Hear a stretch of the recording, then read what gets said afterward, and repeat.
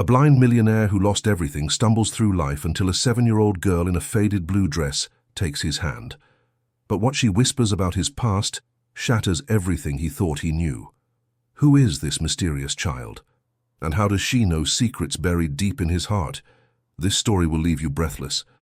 If you believe in second chances and unexpected miracles, please like this video and comment below. I believe in angels. Your support means everything. Now let's begin. The autumn wind scattered golden leaves across Fifth Avenue as Ethan Morrison stood frozen outside Bergdorf Goodman, his hands trembling around expensive shopping bags that suddenly felt impossibly heavy.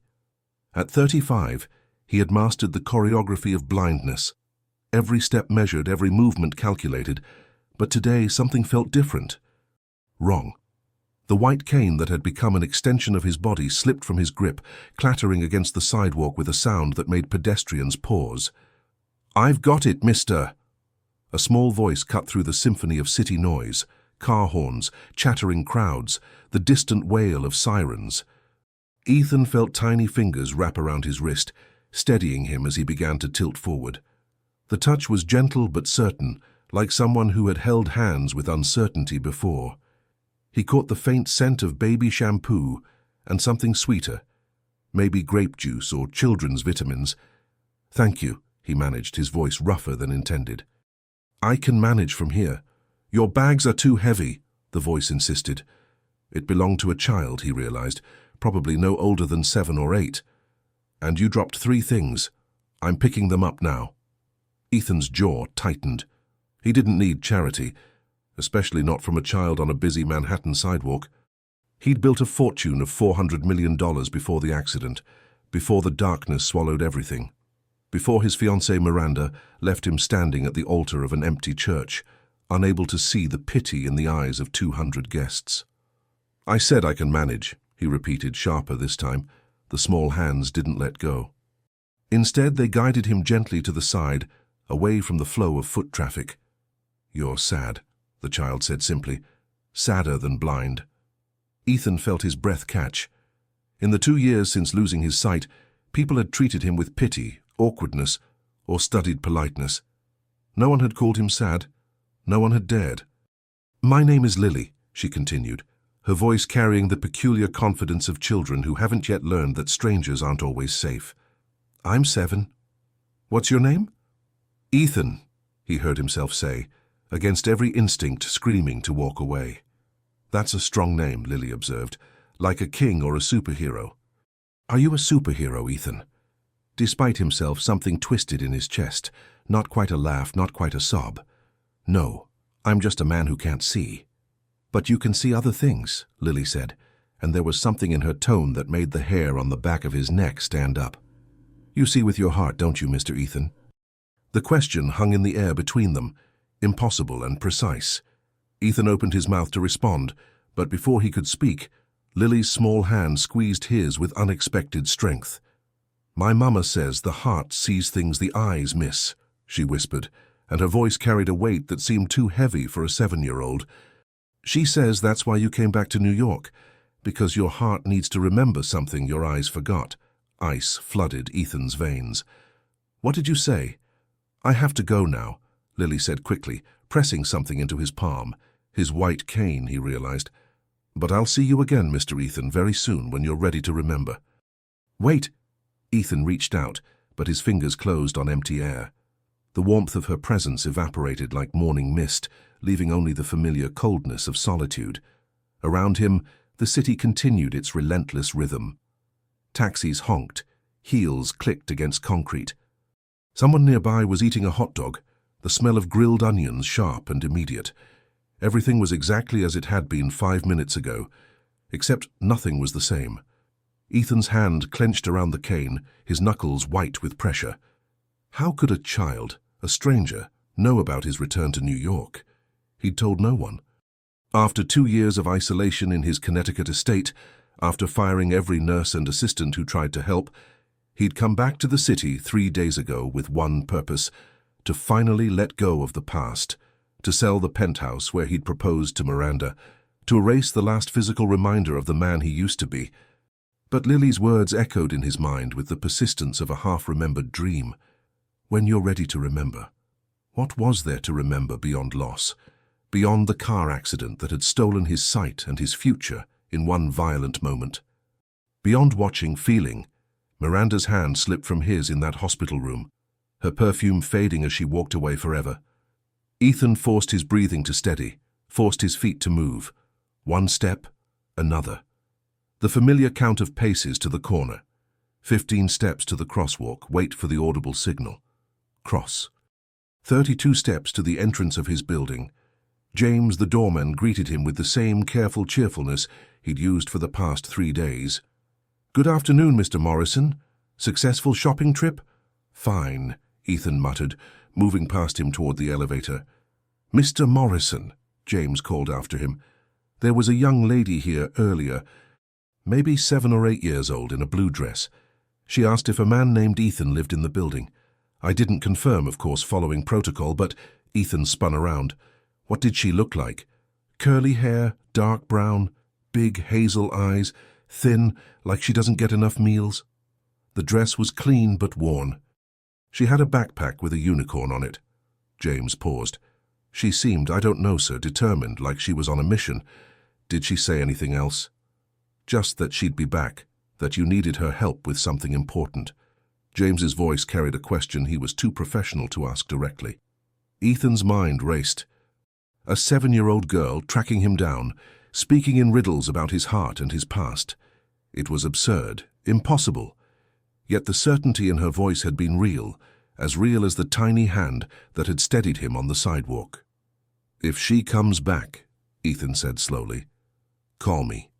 Immediately." "Of course, sir." The elevator ride to the penthouse felt longer than usual.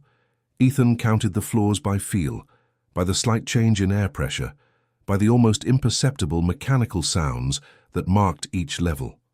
12 stories of vertical distance between the lobby and the home he could no longer bear to occupy. Inside the penthouse, silence greeted him like an old enemy. Mrs. Chen, the housekeeper, had left for the day, leaving behind the faint scent of lemon polish and the echo of emptiness. Ethan navigated by memory through the living room, 10 steps forward, slight left to avoid the coffee table, hand on the back of the leather sofa to orient himself. He'd memorized every inch of this space back when he could see it. The floor-to-ceiling windows overlooking Central Park, the original Rothko on the east wall, the grand piano Miranda used to play, filling the apartment with Chopin and Debussy. Now it was just a maze of expensive furniture in a tomb of memories. Ethan sank into his favorite chair, the leather creaking beneath him. He should call his lawyer, finalize the sale documents. The realtor had buyers lined up, eager to pay $30 million for a piece of Manhattan sky. He should move on. Instead, he found himself thinking about a little girl with curly hair and impossible knowledge. Your heart needs to remember something your eyes forgot. What could a child possibly know about his heart? About the carefully constructed walls he'd built around every emotion, every vulnerability, about the way he'd chosen isolation over pity, loneliness over the risk of being left again. His phone buzzed. A text message read aloud by his accessibility software. It was from Dr. Patel, his former physician, and one of the few people he still tolerated. "Ethan, I know you don't want to hear this, but there's a new treatment. Experimental, yes, but showing real promise for your type of damage. At least consider it. You're too young to give up." Ethan deleted the message without responding, just as he'd deleted the previous 23 messages about miracle cures and revolutionary procedures. He'd consulted with 17 specialists across 3 continents. The verdict was always the same: permanent optic nerve damage, no hope of recovery. Accept and adapt. He'd chosen acceptance. But adaptation, that was proving harder than any doctor had warned. The apartment grew darker, not that Ethan could tell by sight, but he felt the change. The temperature dropped slightly as the sun set. The sounds of traffic shifted, evening commuters replacing afternoon shoppers. The city's rhythm changed like a heartbeat, adjusting to exertion. Somewhere out there, a little girl in a faded blue dress knew his name and his secrets. Somewhere out there, Lily was waiting for him to be ready to remember. But remember what? Ethan rose from his chair, his hand trailing along familiar surfaces as he made his way to the bedroom. Tomorrow he would sign the papers. Tomorrow he would close this chapter forever. Tomorrow he would prove that he didn't need mysterious children or impossible hope. Tomorrow. But as he lay in bed, listening to the city breathe beyond his windows, Lily's voice whispered through his thoughts like a promise or a warning. "I'll see you again, Mr. Ethan, very soon." And despite everything, despite his walls and his carefully cultivated bitterness, a part of him, small and fragile and impossibly stubborn, wanted to believe her. 02. The next morning arrived with the aggressive cheerfulness of a Saturday in New York. Ethan woke to the smell of Mrs. Chen's coffee and the distant sound of children playing in Central Park. He'd slept poorly, his dreams haunted by curly hair and questions he couldn't answer. "Mr. Morrison," Mrs. Chen called from the kitchen, her Cantonese accent warming the syllables. "Your breakfast is ready and there's someone here to see you." Ethan's heart stuttered. "Who?" "A little girl. She says her name is Lily. She's very insistent that you're expecting her." He wasn't. He absolutely wasn't. Yet he found himself saying, "Send her in." Small footsteps approached, light, quick, purposeful. Ethan heard Mrs. Chen's gentle protest. "Maybe you should wait until—" "It's okay, Mrs. Chen?" Lily's voice cut through, bright and certain. "Mr. Ethan knows me. We're friends." Friends. The word settled in Ethan's chest like a bird taking shelter from a storm. "Hello, Mr. Ethan," Lily said, and he could hear the smile in her voice. "I brought you something." He heard the rustle of a paper bag, then felt something being pressed into his hands. A book, he realized, running his fingers over the cover. Braille. "It's The Little Prince," Lily explained. "It's about a pilot who crashes in the desert and meets a boy from another planet. The boy teaches him to see with his heart." "I thought you might like it." Ethan's throat constricted. "How did you know I read Braille?" "I didn't," Lily said simply. "I guessed. You seem like someone who doesn't give up completely, even when you want to." The observation was so accurate, so piercing, that Ethan had to look away. A useless gesture that 2 years of blindness hadn't broken. "Why are you here, Lily?" he asked, his voice rough. "Because you need help." "I don't need help from a 7-year-old. "Yes, you do," she said, with the absolute certainty that only children possess. "You need help remembering why you used to love Saturdays." The words hit him like a physical blow. Saturdays. God, how long had it been since he'd thought about Saturdays? Before the accident, before Miranda, before everything fell apart, Saturdays had meant something. They'd meant— "Coffee in the park," Lily continued, as if reading his mind. "Watching the dogs play, listening to the street musicians.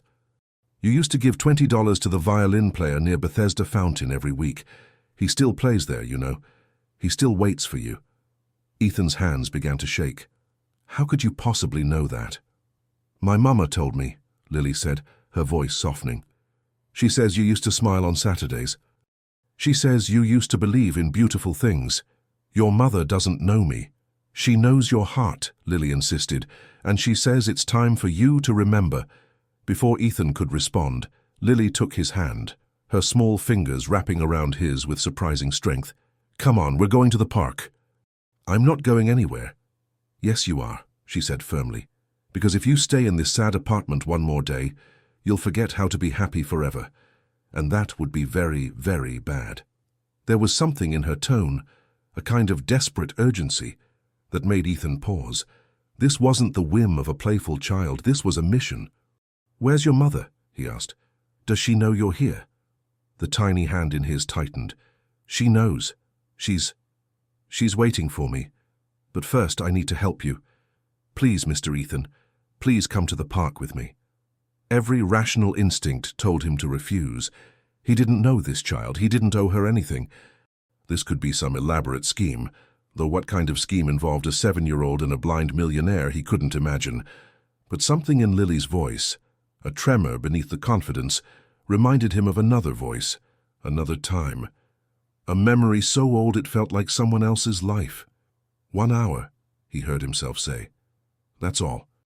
Lily's delighted gasp was worth more than he wanted to admit. Mrs. Chen helped him with his coat, whispering in Mandarin. a prayer or a blessing. Ethan couldn't tell which.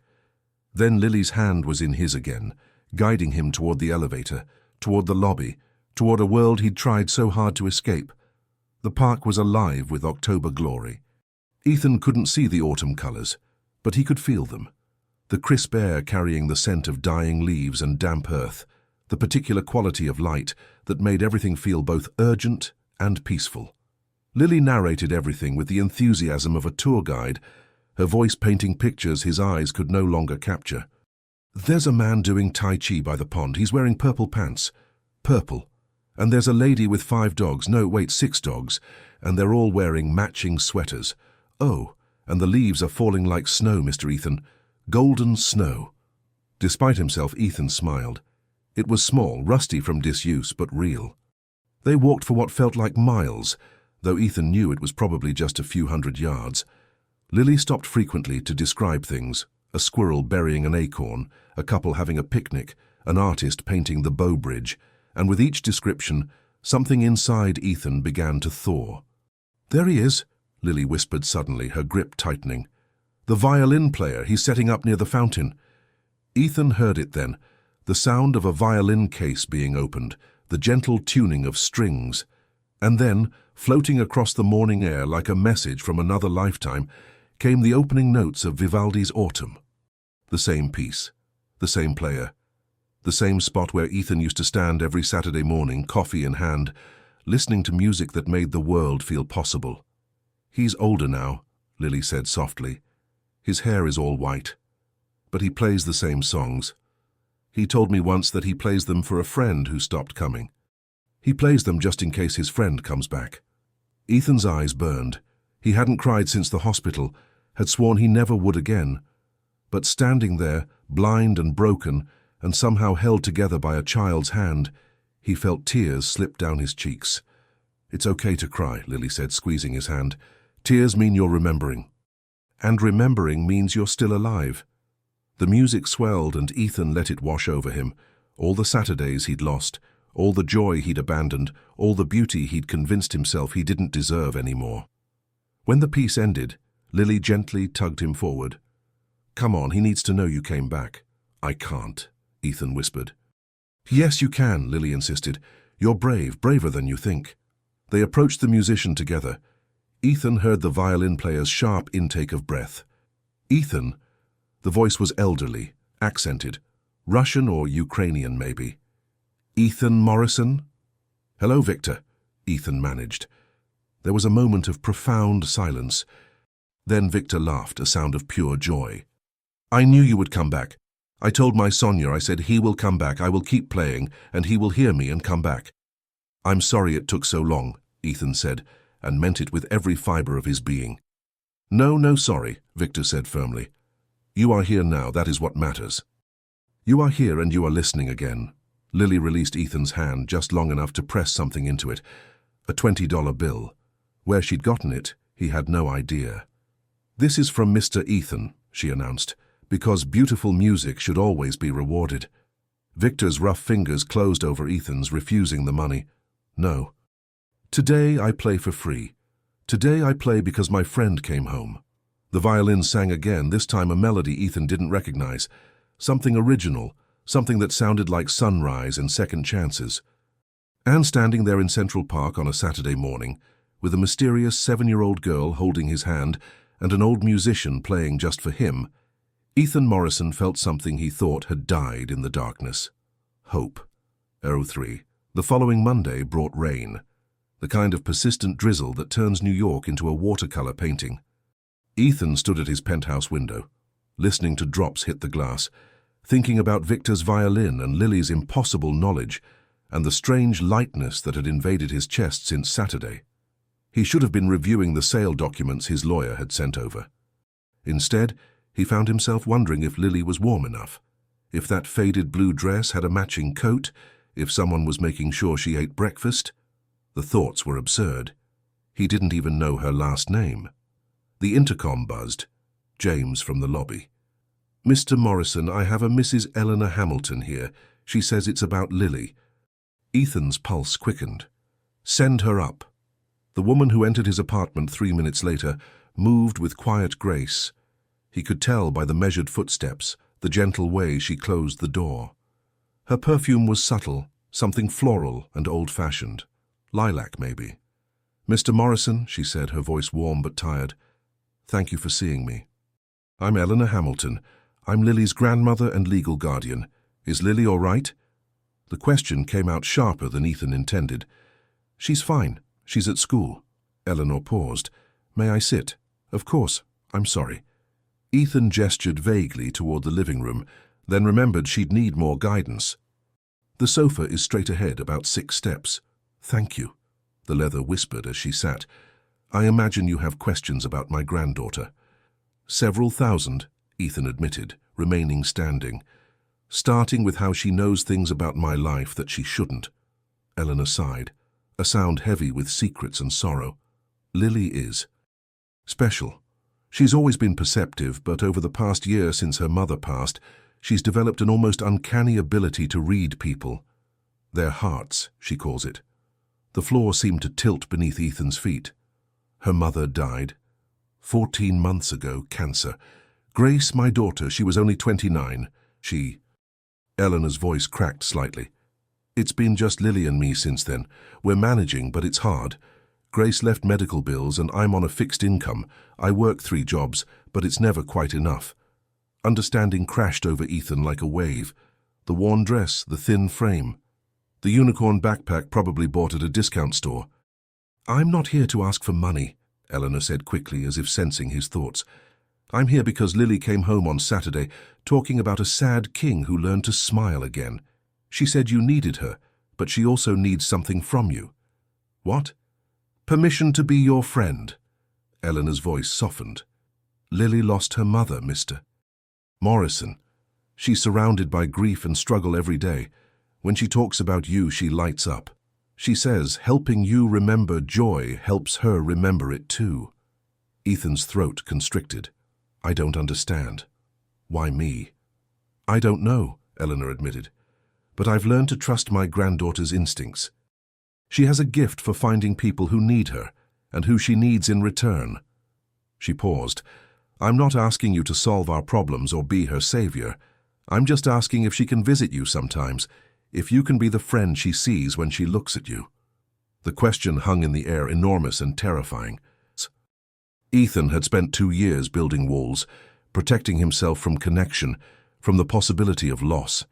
Letting a 7-year-old girl into his life was exactly the kind of vulnerability he'd sworn to avoid. But he remembered Lily's hand in his, Victor's violin. The feeling of standing in the park, blind and broken but somehow more whole than he'd felt in years. "Yes," he heard himself say, "she can visit." Eleanor's relief was palpable. "Thank you, Mr. Morrison." "Ethan, please." "Ethan." She rose to leave, then hesitated. "There's something else you should know. Lily's been having dreams." "Dreams?" "About you, about a woman with red hair who broke your heart, about a silver car and broken glass, about secrets you're keeping even from yourself." Eleanor's voice dropped. "I don't know if they're just a child's imagination or something more, but she wakes up crying, saying you're in danger, that you need to remember before it's too late." Ice flooded Ethan's veins. "Danger from what?" "She doesn't know, or she won't say." Eleanor moved toward the door. "I probably sound crazy. Maybe I am. But a mother's instinct, even a grandmother's, is hard to ignore." After she left, Ethan stood motionless in his living room, his mind spinning. Lily dreaming about Miranda, about the accident, about things she couldn't possibly know. Unless, no, it was impossible. There had to be a rational explanation. Maybe Eleanor had researched him, found news articles about the accident, told Lily stories. Maybe this was all an elaborate con, though for what purpose he couldn't imagine. But even as he tried to rationalize it away, he remembered the certainty in Lily's voice. Your heart needs to remember something your eyes forgot. What was he supposed to remember?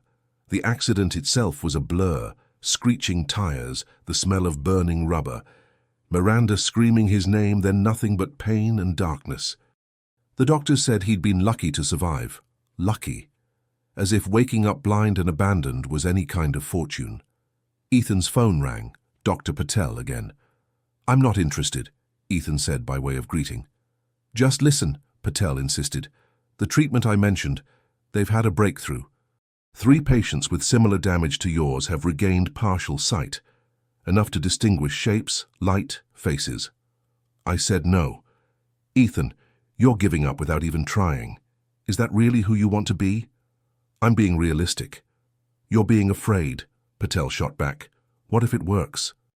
What if you get your sight back and have to face everything you've been hiding from? The accusation stung because it was true. Ethan had convinced himself he'd accepted his blindness, but the truth was darker. He'd welcomed it. The darkness was easier than facing a world where Miranda had chosen to leave him, where his own fiancée couldn't love him, broken.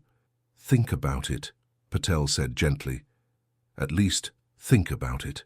After the call ended, Ethan sat in silence, the weight of choices pressing down on him. To hope or to surrender, to remember or to forget. To let a mysterious child with impossible knowledge into his carefully constructed fortress of solitude. Outside, the rain continued its patient drumming against the windows. Somewhere in that grey city, Lily was sitting in a classroom, learning multiplication or spelling, carrying dreams that weren't hers to carry. And somewhere in Ethan's fractured memory, buried beneath layers of pain and betrayal, was a truth waiting to be discovered. A truth that, according to a 7-year-old girl with curly hair and a faded blue dress, might save his life, or destroy what little peace he'd managed to find in the darkness. The penthouse suddenly felt smaller, the walls closing in. Ethan reached for his white cane, counting steps to the door, to the elevator, to the lobby. He needed air. He needed to think. "Going out, Mr. Morrison?" James asked as he passed. "Just walking," Ethan replied. "Take an umbrella, sir, the rain's picking up." But Ethan wanted the rain. He wanted to feel something real, something that couldn't be questioned or doubted. He wanted the cold water on his face to wash away the confusion, the fear, the tiny seed of hope that Lily had planted in his chest. He walked without direction, his cane tapping out a rhythm on wet sidewalks. The city moved around him, umbrellas rustling, taxis splashing through puddles, the eternal symphony of New York refusing to be silenced by weather. And as he walked, a memory surfaced unbidden. Miranda's laugh. Not the bitter laugh when she left him, but the one from before. The one that sounded like wind chimes and summer mornings. The laugh he'd fallen in love with, followed immediately by another memory, sharper, stranger. Miranda's voice in the hospital, not saying goodbye but whispering something else. Something important. Something his pain-fogged mind hadn't fully processed. "I'm sorry, Ethan, I'm so sorry, but he said if I didn't—" Who said what? The memory fragmented, dissolved like sugar in rain. But the unease remained, solid and growing. Lily's words echoed again. "Secrets you're keeping even from yourself." What secrets? What truth was buried in those missing moments between the accident and waking up blind and alone? And why did a 7-year-old child with dreams she shouldn't have known that he needed to remember? Ethan stood still in the rain, blind and lost and terrified, as the city rushed past and the answer remained just out of reach, waiting in the darkness behind his unseeing eyes.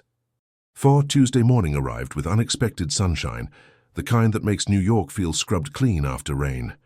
Ethan woke to his phone ringing, an unknown number he almost ignored. "Mr. Ethan?"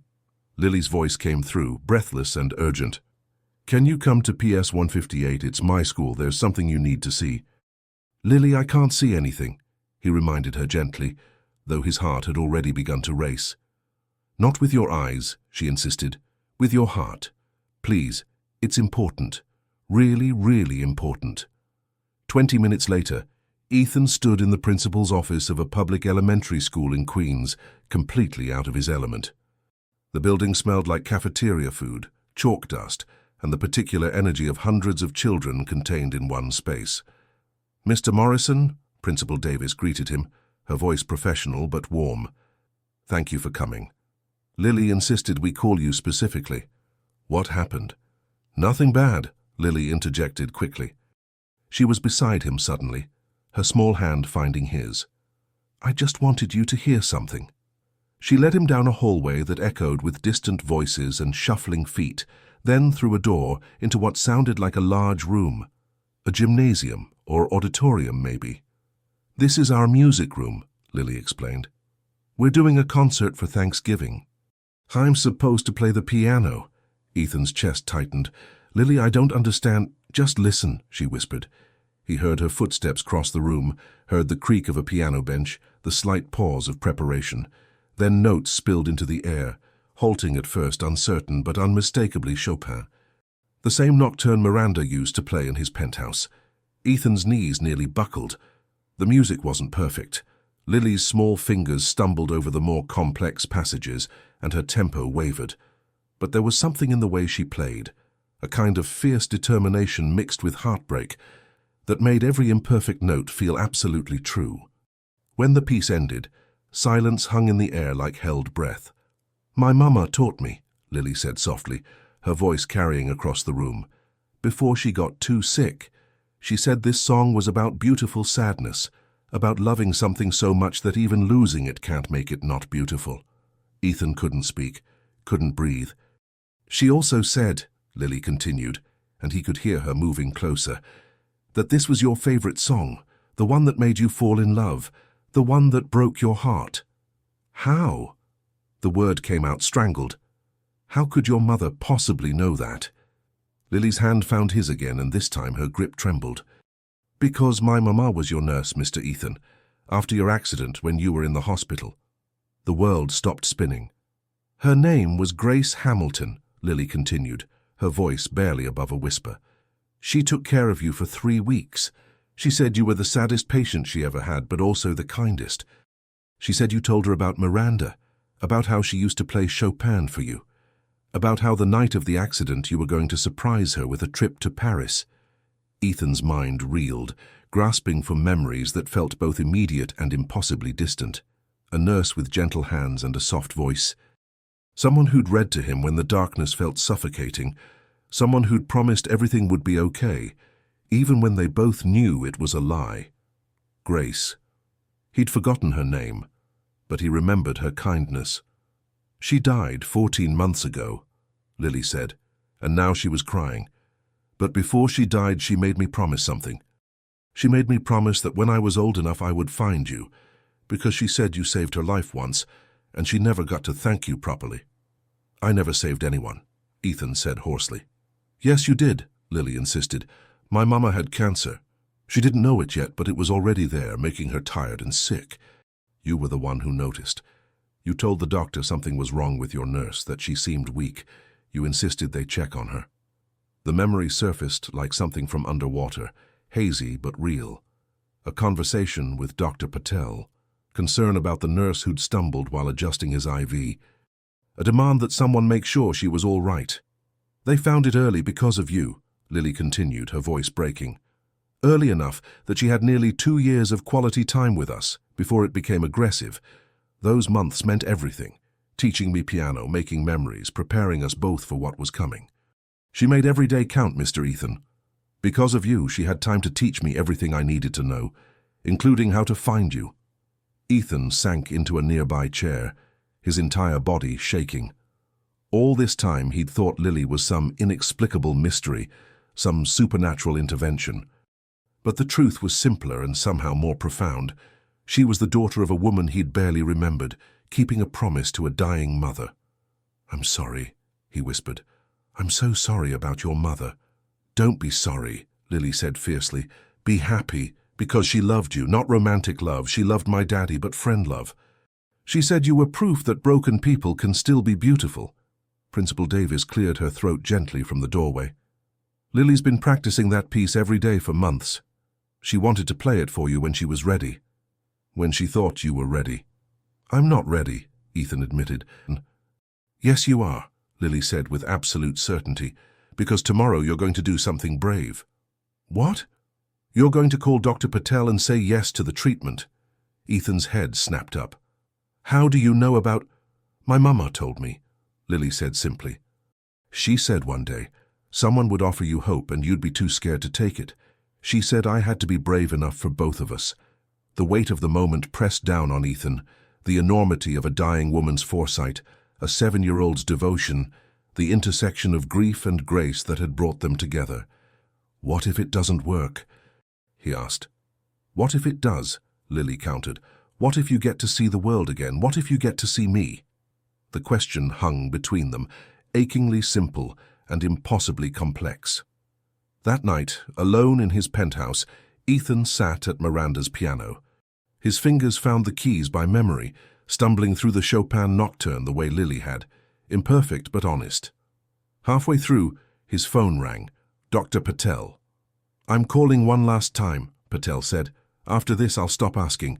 The treatment window closes this week. It's now or never, Ethan." Ethan thought about Grace Hamilton, a nurse who'd noticed his sadness and tried to lighten it. About Lily, keeping an impossible promise with the fierceness of a warrior. About Victor, playing violin for an audience of memory and hope. About the possibility that blindness might not be his permanent sentence. About the terror of hoping and losing again. "Yes," he heard himself say, "schedule it." The silence on the other end was profound. Then, "You're sure?"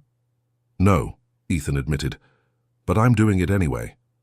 After hanging up, he sat in darkness that might not be forever, his heart pounding with fear and something that felt dangerously close to hope. Somewhere in Queens, a 7-year-old girl with her mother's courage was probably sleeping, dreaming of kings and promises and the small miracles that happen when broken people refuse to stay broken. And somewhere in the space between grief and grace, Grace Hamilton was smiling, knowing her daughter had kept her word. 05. The experimental treatment required 3 days of preparation and testing. Ethan spent them in a blur of medical procedures, consent forms, and the constant, gnawing terror of hope. Dr. Patel explained the risks, further damage, infection, the high probability of failure, but Ethan had stopped listening after 30% chance of partial sight restoration. 30%, better than 0. Lily visited him the night before the procedure. Eleanor brought her to the hospital, waiting patiently in the lobby while her granddaughter completed her mission. The little girl slipped into Ethan's room with the quiet determination of someone who understood the weight of promises. "You didn't have to come," Ethan said from his hospital bed. "Yes, I did," Lily replied, climbing into the chair beside him. "You're scared." "I'm terrified," he admitted. "That's okay. Brave people are scared. They just do the thing anyway." She paused. "My mama was scared when they told her about the cancer, but she did the treatment anyway. She fought so hard, Mr. Ethan. So hard." "I wish I could have thanked her," Ethan said quietly. "You can thank her by being brave tomorrow, by letting yourself hope." Lily's small hand found his. "And by forgiving someone." Ethan stiffened. "Who?" "The lady with red hair. The one who left you." "Miranda, of course." "I don't think I can do that," Ethan said honestly. "Not yet," Lily agreed, "but maybe after tomorrow you'll understand something you don't understand now." There it was again, that impossible knowledge, that eerie certainty. "What will I understand?" "That some people leave because they're scared too," Lily said softly. "And sometimes being scared makes people do really bad things. But that doesn't mean the love wasn't real." Before Ethan could respond, Lily leaned forward and whispered something that made his blood run cold. "She didn't want to leave you, Mr. Ethan. She had to. And the reason why is the secret you need to remember." "What are you talking about?" But Lily was already sliding off the chair, her mission apparently complete. "Good luck tomorrow. I'll be waiting to see your eyes when you wake up. Grandma's downstairs. I have to go." "Lily." "Trust me," she said, her voice carrying the weight of her mother's dying wishes. "Trust yourself. And when you remember, don't be angry, be free." Then she was gone, leaving Ethan alone with questions that multiplied like fractures in glass. The surgery lasted 6 hours. Ethan woke to bandages and darkness, and Dr. Patel's cautiously optimistic voice explaining that they wouldn't know results for 72 hours, that he needed to rest, that hope should be tempered with realism. But Ethan had stopped listening again because something felt different, not in his eyes. Those were wrapped in gauze and medical tape, but in his mind. Like a door had cracked open, letting light into a room that had been sealed for 2 years. Memories began surfacing, sharp and unforgiving. The night of the accident, Miranda beside him in the car crying. Not sad crying, scared crying. "I can't do this anymore, Ethan, I can't." "Can't do what? Miranda, what's wrong?" "He said he'd destroy you, your company, your reputation, everything, Unless you what? Who said?" Then the screeching tires, the impact, the darkness. But now, lying in a hospital bed with his eyes bandaged and his heart racing, Ethan remembered something else, something the pain and trauma had buried. A voice in the hospital room, 3 days after the accident. Not Miranda's voice. A man's voice, cold and satisfied. "She did what I asked. Left you at the altar, played her part perfectly. Shame about the accident, though. Wasn't supposed to go that far." "Who are you?" Ethan had asked, his voice weak from medication. "Let's just say I'm someone who doesn't like being outbid. Your company acquired something I wanted. I made you pay the price. Your sight for my revenge seems like a fair trade, don't you think?" Then footsteps walking away, leaving Ethan in darkness with a truth he couldn't process, couldn't believe, couldn't bear. So his mind had buried it, hidden it behind simpler narratives. Miranda left because she didn't love him anymore. The accident was random. His blindness was fate, not sabotage. But Lily's dreams had been chipping away at those walls, and now, with his brain chemistry altered by surgery and medication, the truth came flooding back with devastating clarity. Miranda hadn't abandoned him out of cruelty. She'd been blackmailed, threatened, forced to break his heart to save his life. And the accident wasn't an accident at all. "Dr. Patel," Ethan called out, his voice sharp with urgency. "I need to make a phone call now." "You need to rest now," Ethan demanded. "Please." 30 minutes later, with Dr. Patel's reluctant assistance, Ethan was connected to Detective Sarah Chen from the NYPD. "Mr. Morrison," Chen said, her voice professional but curious. "What can I do for you?" "My car accident 2 years ago. I need you to reopen the investigation." "Sir, that case was closed. The other driver was found at fault." "The other driver was paid to hit us," Ethan interrupted, the words tumbling out. "Or threatened, I don't know which. But it wasn't an accident. It was attempted murder." Silence then. "That's a serious allegation. Do you have evidence?" "I have a memory," Ethan said, "a confession from someone in my hospital room. I couldn't remember it before, but I remember now." "Memories recovered under medical influence aren't always reliable." "Then investigate," Ethan said fiercely. "Check the other driver's financials. Look for connections to my business competitors. Something, anything, because if I'm right, someone got away with destroying my life." More silence. Then Chen's voice, careful but engaged. "I'll look into it.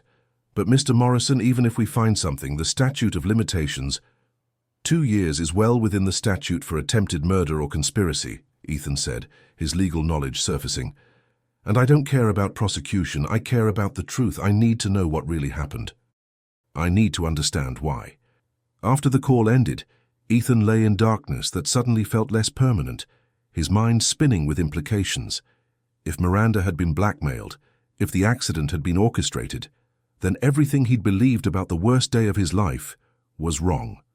And if the worst day was different than he'd thought, maybe the aftermath could be too.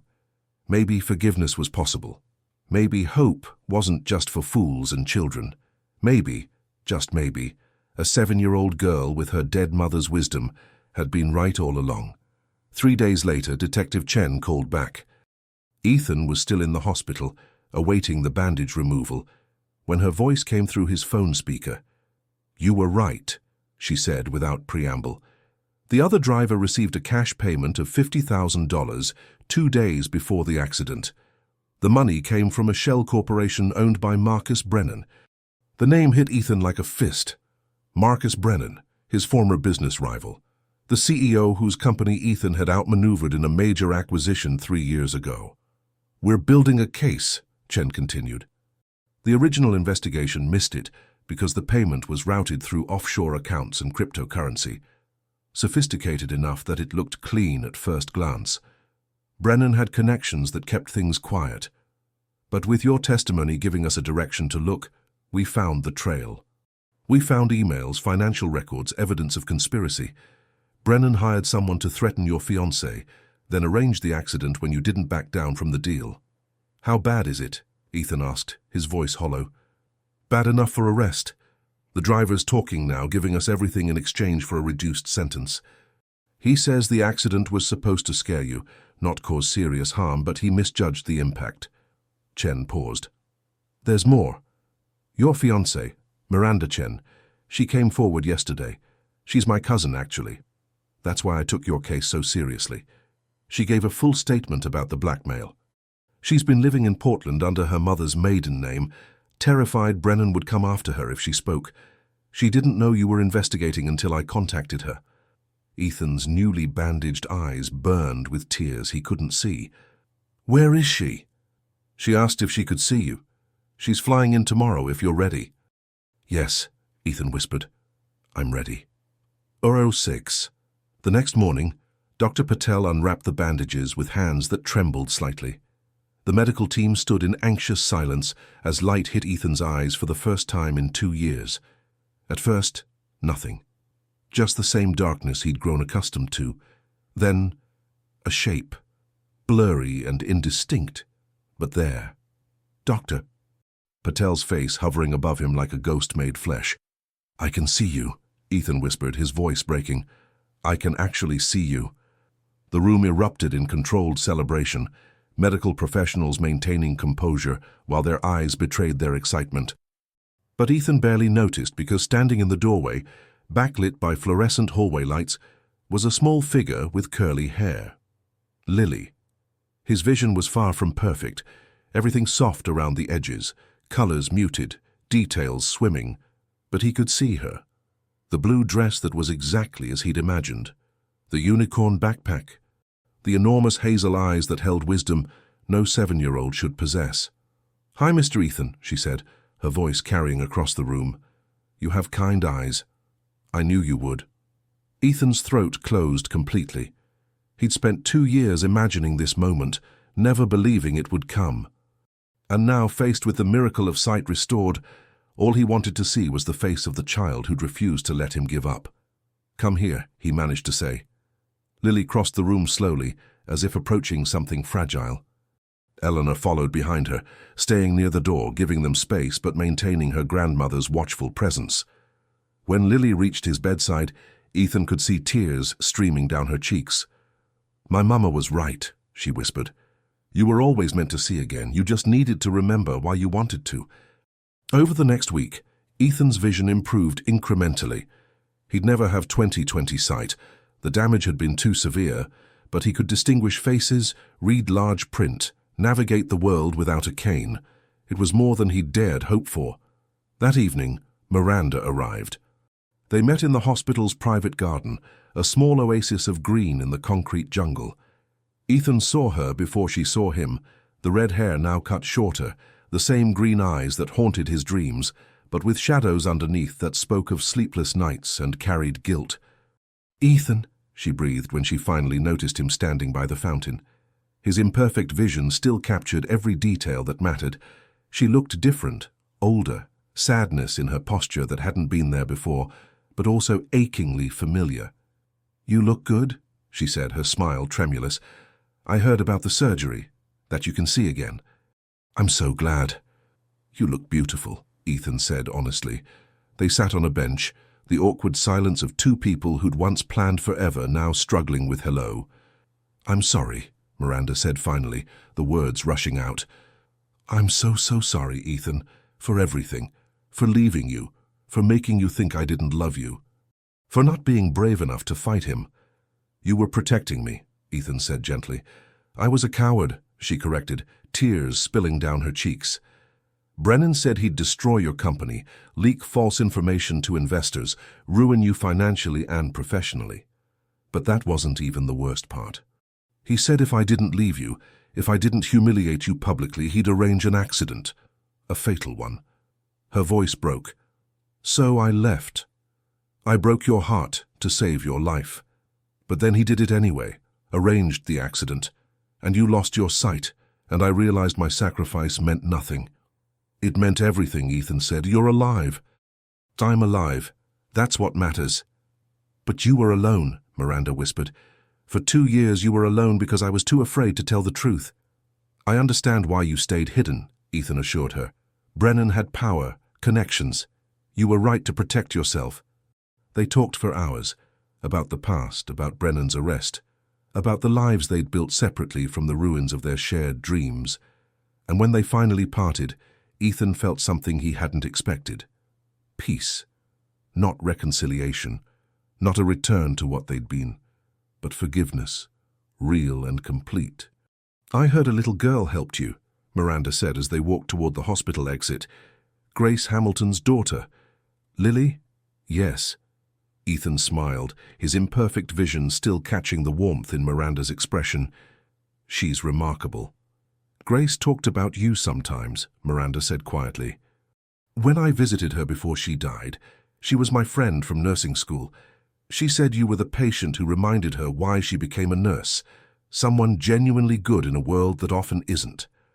The confession stirred something in Ethan's chest. I barely remember Grace, but her daughter saved my life. Maybe that was Grace's last gift, Miranda suggested, making sure someone would be there when you needed them most. That Saturday, Ethan met Lily and Eleanor in Central Park. His vision had stabilized enough that he could see clearly, every freckle on Lily's nose, every silver strand in Eleanor's hair, every detail he'd only imagined before. You're taller than I thought, he said to Lily. And you're less grumpy, she replied with a grin.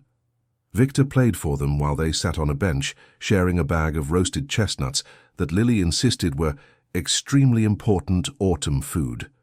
The elderly musician's white hair gleamed in the afternoon sun, his weathered hands coaxing beauty from his violin. When the song ended, Ethan approached him. Victor, I never thanked you properly, for keeping the music alive, for waiting for me. The old man's eyes filled with tears. You came back, my friend. That is all the thanks I need. But I see now you came back better, stronger.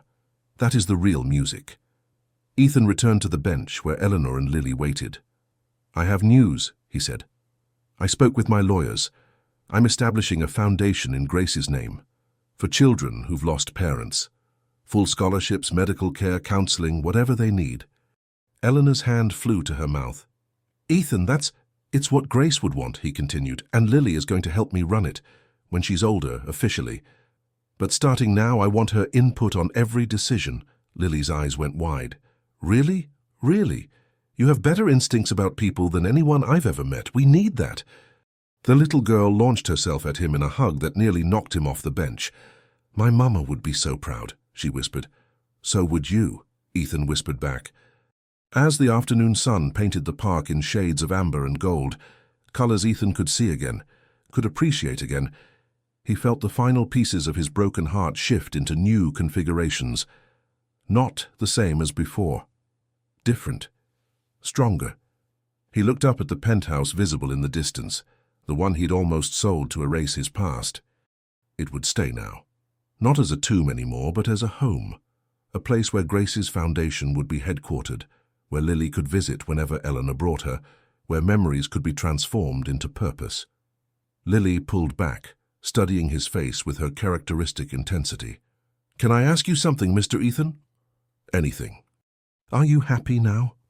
Ethan considered the question carefully. He'd lost years to darkness and bitterness. His engagement had ended in betrayal and violence. He'd never be the man he was before the accident. That version of himself was gone forever. But sitting here, vision imperfect but present with a 7-year-old warrior and her grandmother, listening to an elderly violinist play for the pure joy of it, Ethan realized something profound. He was better than happy. He was grateful. Yes, he said, pulling Lily close again. Yes, I'm happy. Good, she said with satisfaction. Because tomorrow is Monday and you're coming to my piano recital, and you're going to see me play the song my mama taught me. For real this time. I wouldn't miss it for anything, Ethan promised. Victor struck up a new melody, something bright and unexpected like a question becoming an answer. People passing by paused to listen, drawn by the music and the sight of an unusual family, a former millionaire with scarred eyes but a healing heart, a fierce little girl with her mother's courage, and a grandmother who'd raised a warrior while grieving a daughter. Somewhere beyond sight, beyond the fragile boundary between this world and whatever comes after, Grace Hamilton smiled. Her promise had been kept. Her daughter had found the sad king, and together they discovered what Lily had known all along, that the heart sees things the eyes miss, that broken people can still be beautiful. That love persists beyond loss, beyond darkness, beyond even death itself. And sometimes, just sometimes, the greatest miracles come in small packages with curly hair and faded blue dresses, carrying the courage of angels and the wisdom of the ages in 7-year-old hearts that refuse to accept that hope is ever truly lost. The end. If this story touched your heart, please like and share. And tell me in the comments, do you believe in second chances? Your story might inspire someone today.